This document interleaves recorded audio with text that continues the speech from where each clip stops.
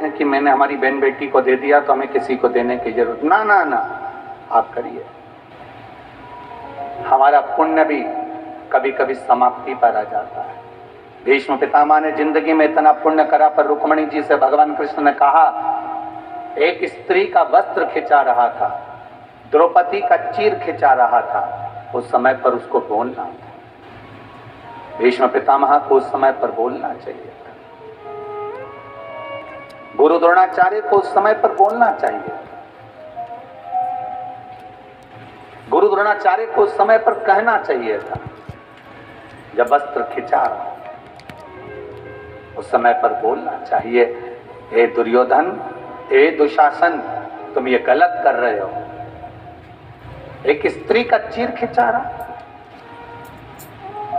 हमने पहले भी कथा में कहा, लोग कहते हैं सीता जी के कारण रामायण हो गई और द्रौपदी के कारण महाभारत हो गई।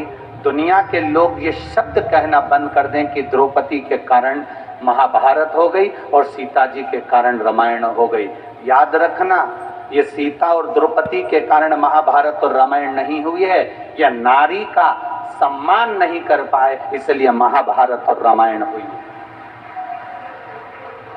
अगर नारी का सम्मान कर लेते, नारी का सम्मान के शब्द नारी के लिए कह देते, भीष्म पितामह एक बार मुख से कह देते रे, ए दुशासन छोड़ द्रौपदी को, तो क्या दुशासन नहीं छोड़ता?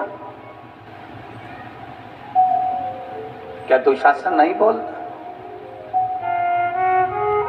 अगर एक बार सम्मान का शब्द संबोधन कर देते, भीष्म पितामह एक बार कह देते कि तुम द्रौपदी को छोड़ दो, वृद्ध के नाते अगर कह देते तो वो छोड़ देते, छोड़ देते।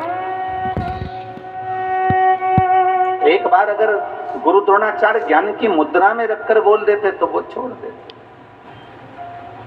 और नहीं बोले।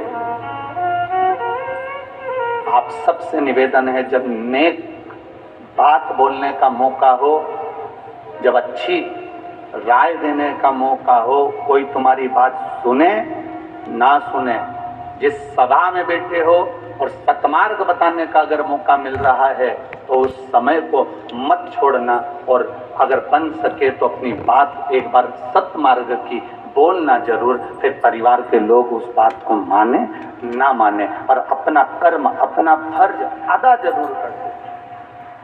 अपने फर्ज से अपन को मुख नहीं मोड़ना, हमें अपना फर्ज अदा कर देना चाहिए। हमें अपनी बातों को सम्मुख में रख देना चाहिए, हमें अपनी बातों को संसार सागर के सामने रख देना चाहिए, क्योंकि हमारे पद की एक गरिमा है।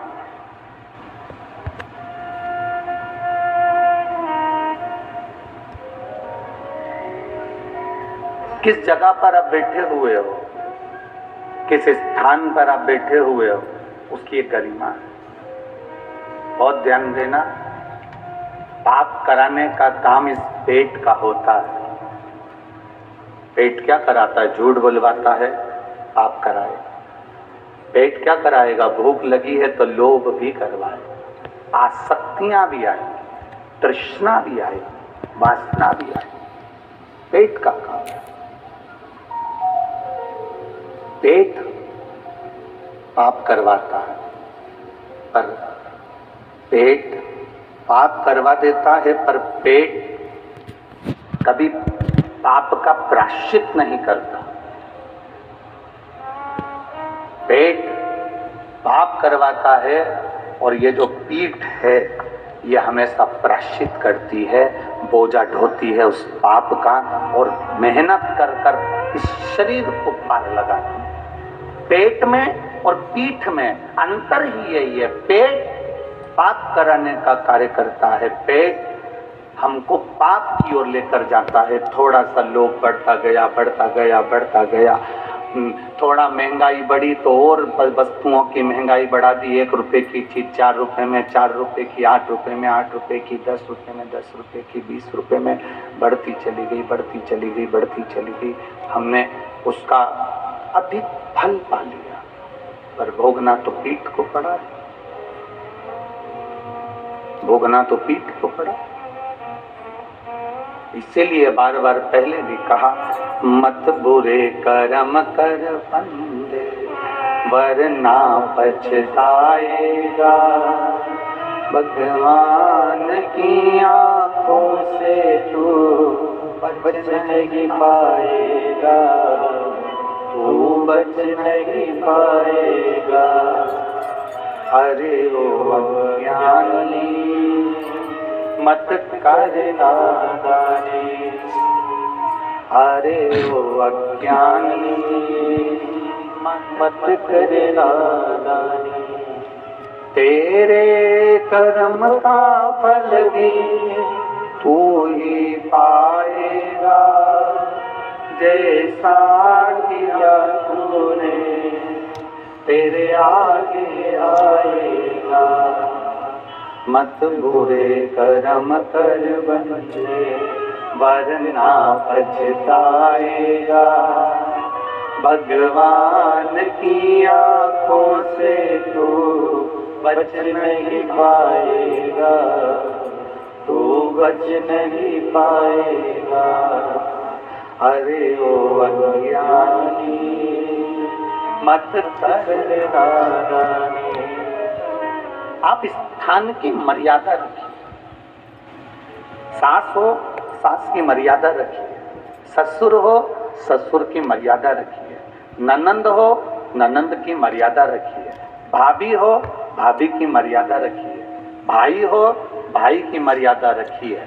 भीष्म पितामह अगर अपनी मर्यादा रख लेते, और उस जगह पर भीष्म पितामह थे, घर के सबसे बयो, सबसे वृद्ध, सबसे बड़े, अगर एक बार उठकर कह देते तो शासन चीर छोड़ बहू का, द्रौपदी के चीर को हाथ मत लगा लेना दुशासन, और द्रौपदी से कह देते बेटी आओ यहाँ बैठो, बैठ जाओ, अपनी कानधारी सास के पास जाकर बैठ जाओ, रोमती उसके पास जाकर बैठो, तो दुशासन और दुर्योधन की हिम्मत नहीं होती कि वो चीर खींच लेते। पर मर्यादा हट गई। एक बड़ा अपनी मर्यादा ना छोड़े, एक छोटा अपनी मर्यादा ना छोड़े, एक बहू अपनी मर्यादा ना छोड़े, एक सास अपनी मर्यादा ना छोड़े। जो अपनी मर्यादाओं में घिरे हुए हैं वो अपने जीवन को सार्थक कर लेते हैं। ड्राइवर की सीट पर किसी को गाड़ी चलाना नहीं आती, बस का ड्राइवर बस लेकर आया, चाय पीने के लिए नीचे उतर गया, उसकी सीट पे कोई दूसरा चढ़कर बैठ गया, किसी को नहीं मालूम कि ये ड्राइवर है कि नहीं, कोई वहां से निकल कर जा रहा था और उसने कह दिया ड्राइवर साहब रायपुर तक जाएगी क्या बस? अब तुम्हें तो मालूम था कि बस जाएगी, हाँ साहब जाएगी। दूसरा आया, ड्राइवर साहब ये बस रायपुर तक जाएगी क्या? हाँ साहब जाएगी। अब तुम ड्राइवर हो क्या? जम के तो बोलो, नहीं हो ना। ड्राइवर की सीट पर जो बैठा है वो ड्राइवर नहीं है, पर वो चाय पीने ड्राइवर गया और ये उसकी सीट पर बैठ गया तो लोगों को क्या मालूम कि ये ड्राइवर है कि नहीं, परंतु सब ने कहा ड्राइवर साहब ड्राइवर साहब ड्राइवर साहब ड्राइवर साहब, सब गाड़ी में बैठ गए। मालूम पड़ा जैसे ये तो ड्राइवर था ही नहीं है, ये तो नीचे उतर गया। ड्राइवर चाय पी के आया, गाड़ी में बैठा, ड्राइवर की सीट पर बैठा और उसने गाड़ी चलाना प्रारंभ करी। अर्थात ड्राइवर की सीट पर जो बैठा वो ड्राइवर कहला गया। ड्राइवर की सीट पर जो बैठा लोगों ने उसको ड्राइवर कह दिया। जो रोज रोज मंदिर में जाकर बैठता है, रोज रोज सत्संग में जाकर बैठता है, रोज रोज भगवान की कथा में जाकर बैठता है, उसको लोग कुछ भी कहते हो, पर धीरे धीरे लोग कहने लगते हैं ये तो कहीं का भक्त है रे, 24 घंटे मंदिर में पड़ा रहता है, 24 घंटे भगवान की भक्ति में रमा रहता है, 24 घंटे इसके पास कोई काम नहीं है। जहाँ भजन होता है वहां जाकर बैठ जाती है, जहाँ कीर्तन होता है वहां जाकर पहुंच जाती है। लोग उसका नाम बदल देते हैं, उसका नाम सुनीता मीता गीता पीता कुछ भी हो, से कोई मतलब नहीं। उनके लोग कह देते हैं वो जीजी को बुला लो भजन वाली, बहुत अच्छा भजन गाती है, भक्ति इतनी अच्छी है, वो तो पूरी भक्तन बन गई रे शंकर जी की। अब लोग उसका नाम चेंज कर दिया, क्योंकि भजन में बैठती है, भगवान के पास बैठती है, भगवान के करीब में रहती है, भजन में डूबी रहती है, इसलिए उसका नाम वहां बैठ बैठ के भक्त हो जाता है। जो सत्संग में जाकर बैठता है उसको लोग संत कहने लगते हैं। कई बार तुम कथा सुन सुन कर जाओ और अपने घर पर जाकर ज्यादा ज्ञान देने लगते हो ना, छोटी छोटी बात के लिए, तो ही लोग कह देते हैं हमारी अम्मा आ गई है, बहुत बड़ी संत है। सियोर वाला महाराज की कथा सुन सुन के पूरी संत बन गई है। तो संत हो। और प्रेम जब अनंत हो गया, रोम रोम संत हो गया। अपने आप